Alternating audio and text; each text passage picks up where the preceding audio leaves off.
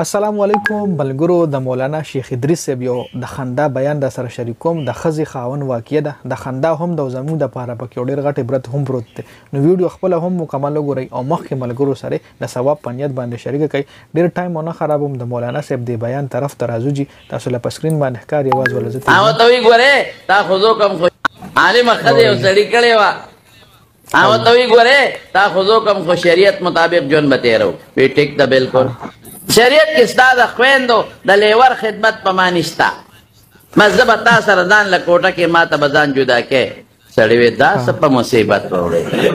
دې سره سو کم عالم محترم سره سو کم زما د پلار خدمت پسو کې د مور بسو کې ماشومان او خويندو بسو کې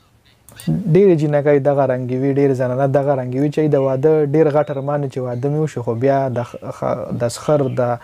خواخي د لیور د خدمت بیا نشو کولای مطلب اکثر تسخر خفای خواخي ته خفای بیا د بعد کې ډیسکس کوو د مولانا صاحب دا خبره نه تما سره واده او شریعت مطابق جون بتیر کو بس سړی او خيار بالکل ټیک تا طالب ځان د کور کم زما د مور زما د خويندو زما د ماشومان او پلار خدمت پتا نشته مې کوا خو ګورې زبم د شریعت مطابق موتا جون تیر ویو نو شریعت کې مال سلور خد جز دیو ببل قوم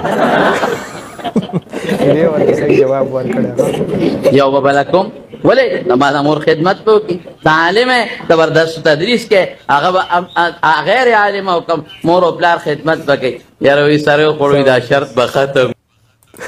نه شرط په ختم کوجی نو ګوره خزه کار سمنو خيار شي هر څومره علم هغه حاصل کی خو سړی سره بیا هم علم وی سړی ول ډیر زبردست جواب ورکو چې ته شریعت جون غواړي صحیح ده بس زبتا بیا لکم تا بیا کور کې موسم بیا کور بم در لوالم خو شریعت کې بیا رسړي سلور ودونه رجیزه به یو بل واده مو کوم هغه به ما د مور پلار خدمت کوي هغه خزه به ما د مور پلار خدمت کوي او تخپل علم کا خپل مدرسه چلو جسم کې کوا زبتا سره د شریعت مطابق جون تیرم خزه چې دا اورد چې خاون می خودویم واده کوي بس وینه صحیح ده بس مال قبول ده دا شرط پته به خو بس نو چې کوم جون دی بر شریعت مطابق تیرو او دا شرط پته وباسو نو ګورم د خواخي او سخر خدمت چې کوم خزه کړي ده کنه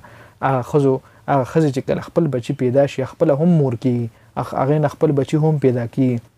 هغه څه ټیم داس چې راشي چې هغه بیا خواخي نو که شری یو خزي د خپل سخر خواخي خدمت کړي نو سبا چې کله هغه خواخي شي نو دا هغه چې کم انګیان دی نو هغه هم بیا د هغه خدمت کوي او چې یو خزي خپل خواخي او سخر لسپک کتلو د خپل سخر او د خواخي خدمت نه کړي نو هغه خزه بیا ډیر سپکوي په خپل بچو باندې هم سپکوي خپل بچي هم خدمت نه کوي او بیا هغه کم انګیان دی چې کوي د خپل بچو خزي چې کوي ای هم خدمت نه کوي نو ګوره د دې دومره جون بیا یا بني نو خیر دی